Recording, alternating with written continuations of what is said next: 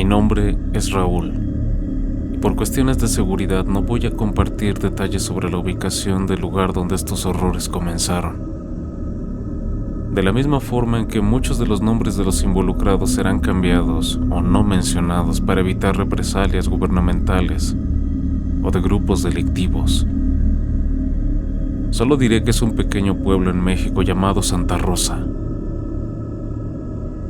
Me uní a las fuerzas de la policía a los 20 años, en un tiempo en el que no era del todo difícil pasar las pruebas, y más aún en un pueblo tan pequeño donde prácticamente todos se conocían. Para mí resultó el trabajo ideal porque, a diferencia de lo que conocemos como zonas rojas en México, en Santa Rosa se respiraba un aire de paz y tranquilidad, lo cual era raro si consideramos que el crimen organizado figuran como una segunda presidencia en este país. De haber sabido el mal que iba a desatarse, probablemente habría ido a otro país. Ahora ni siquiera puedo dormir sabiendo que esas cosas están allá afuera. Durante la Semana Santa, las celebraciones tienden a ser sobrias y enfocadas en la oración. La iglesia se encuentra en servicio prácticamente todo el día y toda la noche. Durante años, los relatos de avistamientos de gente que ya falleció entrando a la iglesia a rezar han tenido a muchos curiosos acudiendo solamente a ver si tienen la suerte de toparse con alguna aparición de ultratumba. Aunque para mí y mi familia son solo inventos de jóvenes buscando. En una semana que es bastante aburrida. Alrededor de las 7 de la tarde del sábado antes del Domingo de Ramos, la radio de la patrulla rompió el silencio de la tarde para hacer un reporte. Alguien había sido atacado a la salida de la iglesia. Mi mente inmediatamente me llevó a la conclusión de un intento de robo. Al llegar al lugar, mi compañero Adrián, quien era unos 5 años mayor que yo y tenía en servicio unos 3 años más, encontramos un tumulto de gente que no nos permitía pasar. Claramente podíamos escuchar cómo las personas se santiguaban y uno que otro grito de las mujeres presentes. Cuando por fin pudimos penetrar el escudo de persona, nos encontramos con una imagen que jamás habíamos visto. Adrián y yo conocíamos al hombre tirado en el piso. Era don José, el dueño de la panadería más grande del pueblo. Yacía tirado, con una expresión de terror que jamás había visto en nadie. Pero la razón de los gritos y la conmoción era lo que había en su hombro. Era una mordida. Como cuando muerdes un pan y puedes ver hasta la figura de los dientes en él. Nos quedamos perplejos, pero luchamos contra nuestra propia reacción para llamar una ambulancia en cuanto pudimos. En el piso el hombre perdía cantidades importantes de sangre, por lo que improvisamos un torniquete con mi cinturón. Al arribo del equipo médico comenzamos a escuchar las diferentes versiones de las pocas personas que estuvieron cerca durante el ataque. Realmente nadie vio al atacante, de manera clara al menos, pero sí pudieron ver una figura que se movía con dificultad, como si le doliera el cuerpo al moverse. La descripción era como la de una persona que tenía lastimadas las piernas. Y este es un pueblo pequeño. Seguramente con algo de suerte, en poco tiempo sabríamos de quién se trataba. Los hospitales están muy lejos y son caros para las personas de la zona, por lo que en estos casos recurríamos al doctor local y algunos curanderos de la zona. En el momento en el que pudimos hablar con don José esa misma noche, solamente obtuvimos delirios de un hombre que repetía con desesperación: Dios me castigó, Dios me castigó. Llegada la misa del Domingo de Ramos al día siguiente, la sorpresa de los feligreses, incluido yo, fue que dicha ceremonia se llevaría a cabo en el patio de la iglesia y no dentro como es costumbre. ¿La razón? Remodelaciones de las que al parecer nadie tenía conocimiento. Impulsado por una curiosidad imprudente, me dispuse a echar un vistazo, aprovechando que la gente estaba congregada afuera. Al principio no vi nada que justificara el cambio. No había escaleras, material o siquiera gente trabajando. Pero conforme avanzaba, noté que una cortina enorme cubría el altar principal. Apenas pude mover un poco la pesada tela para ver. Todo se veía oscuro, y tengo que decir que algo tétrico. Pero cuando me fijé en la imponente figura del Cristo crucificado, mis piernas se doblaron de la debilidad que sentí. Cuando vi que en su boca y todo su pecho había un reguero de sangre, que yo sabía bien que no era parte de la decoración. Salí como pude sin que nadie me avistara. Mis manos y piernas tenían un temblor que no podía controlar, y mis dientes se golpeaban como si estuviera en medio del hielo. Mi mente ni siquiera divagó en ideas. Directamente vi a esa figura como el atacante del panadero el día anterior. Sé que se escucha loco, pero por favor, entiendan que mi mente solo recurrió a eso. Si le decía a cualquiera, me tildarían de loco o de ebrio. Al empezar mi turno a las 8 p.m. de ese mismo domingo, mi cuerpo aún resentía los efectos de la impresión. Debí ser muy evidente porque la primera reacción de Adrián al verme fue decirme que me sentara, y procedió a preguntarme si me sentía bien. Asentí sin decir ninguna palabra. Yo creo que vienes asustado por lo de ayer todavía, ¿verdad?, dijo Adrián sin titubear, y continuó. Después de llegar a mi casa ayer, mi familia me contó cosas horribles de esa parte de la iglesia. Me contaron que una procesión de monjas fantasmales marchan por dentro de la iglesia y ponen un susto de muerte a los curiosos cuando se dan cuenta de que no tienen pies. También me contaron que muchas estatuas e imágenes de la iglesia tienen partes reales de personas, pero que nunca supieron de dónde las sacaron. Pero ¿mi abuela? Mi abuela me dijo que hace muchos años sacaron a un padre porque lo encontraron haciendo cosas bien raras con unas mujeres adentro de la iglesia, justo enfrente del Cristo grandote.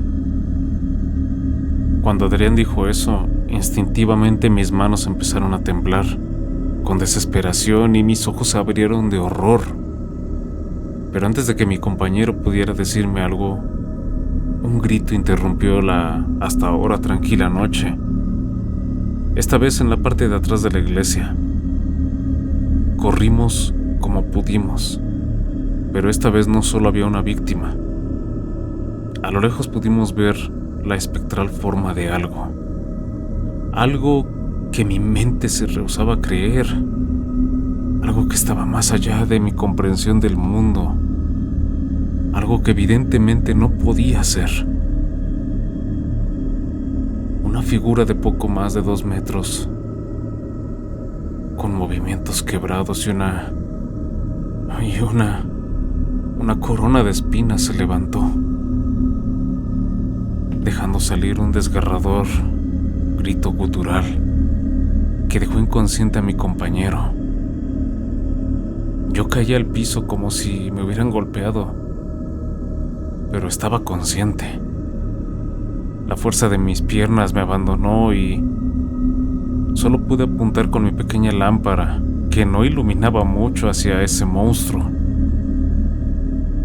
que se erguía imponente frente a la víctima y frente a estos 2 policías consumidos por el miedo. Pude escuchar sus pesados pasos mientras se alejaba y yo perdía el conocimiento. Desperté dentro de la iglesia en lo que reconocí rápidamente como una de las casas curales. No tengo idea de la hora, pero el sol empezaba a iluminar el cielo. A mi lado en el piso estaba acostado Adrián, aún inconsciente. La voz del padre me cayó por sorpresa. ¿Cómo te sientes, hijo? Padre, afuera hay una cosa que se estaba comiendo una persona. El padre se apresuró a cerrar la puerta y su rostro cambió por una sombría mirada y procedió a hablarme en un tono profundo y casi fúnebre. Hijo, te voy a explicar y te pido que no vuelvas a comentar lo que te voy a decir. Hace muchos años un sacerdote que no tenía su fe en Dios ni en Cristo se dedicó a hacer ritos en los momentos en los que la iglesia estaba cerrada. En sus sacrílegas prácticas estaba traer brujas que usaron como ídolo al Cristo del altar. Cuando nos dimos cuenta lo expulsamos de la parroquia y comenzamos el proceso de excomunión. Pero ya era muy tarde. Durante los siguientes años, los sucesos extraños comenzaron a subir de tono. Nuestros feligreses hablaban de estatuas que se movían o de ruidos y quejidos que venían de la iglesia. Evidentemente quienes estamos aquí sabemos que no son solo historias. Todas esas cosas sí pasan, pero tratamos de cualquier modo de convencer a las personas de que solo eran cuentos de adolescentes o ideas causadas por cansancio. El problema real vino cuando un sacerdote que estaba quedándose aquí fue atacado por lo que describió como Dios. Más pronto que tarde nos dimos cuenta de que el Cristo del altar era el epicentro de todos los sucesos aterradores. Se intentó un exorcismo que terminó con un sacerdote italiano falleciendo y varios heridos. Durante esa tragedia, el ente dentro de la imagen se reveló como Asmodeo, uno de los más poderosos demonios de las profundidades del infierno. Si rompemos la imagen, liberaremos esa fuerza para que posea cualquiera. Y si intentamos volver a sacarlo, pondremos en peligro a cualquiera que enfrente esa abominación. Es por eso que en vez de tratar de hacer cualquier otro intento, hemos decidido vivir con esto. Pero, ¿cómo pueden vivir con algo así?, repliqué con lágrimas en los ojos. Ha sido difícil, hijo. A menudo devora a 2 o 3 personas en la temporada de Semana Santa. Después de eso todo se vuelven ruidos macabros y relatos de gente que asegura que esa estatua los ve con la mirada malévola. La Semana Santa va comenzando y te pido, por favor, que no intenten detenerlo. Vivo con miedo de que una bala o un golpe por parte de alguien pueda liberarlo o enfurecerlo y pueda acabar con la vida de más gente. Después de escuchar al padre, esperé pacientemente a que mi compañero se recuperara y salimos de ahí. Antes de irnos, el padre tuvo la bondad de darnos 2 pequeñas esferas selladas, que nos dijo que eran agua bendita proveniente de Jerusalén. Lo que sea que escuchen o vean, rómpanlas contra su pecho y recen, lo que sepan, dijo el padre con voz preocupada. Camino a la comisaría no dije una sola palabra y tampoco Adrián. Al llegar me dispuse a presentar mi renuncia con efecto inmediato. Hubo intentos por disuadirme por parte de mis compañeros, pero yo era un soldado con la misión de salir de ese infernal pueblo. Tenía algunos ahorros y me mudé con mi familia. No estaba dispuesto a dejar a nadie en ese lugar. Me siento mal porque jamás volví a hablar con Adrián, ni a verlo. Pero supe con el tiempo que después estuvo internado en un psiquiátrico. Yo pensaba que era afortunado de no haber escuchado al sacerdote y su historia. Los años han pasado, y aunque no quise volver a indagar en lo que pasaba en el pueblo, las noticias vuelan. Con la llegada de la gente foránea y el crecimiento urbano, aquel apacible lugar se volvió más peligroso, hasta que se quedó como un pueblo fantasma.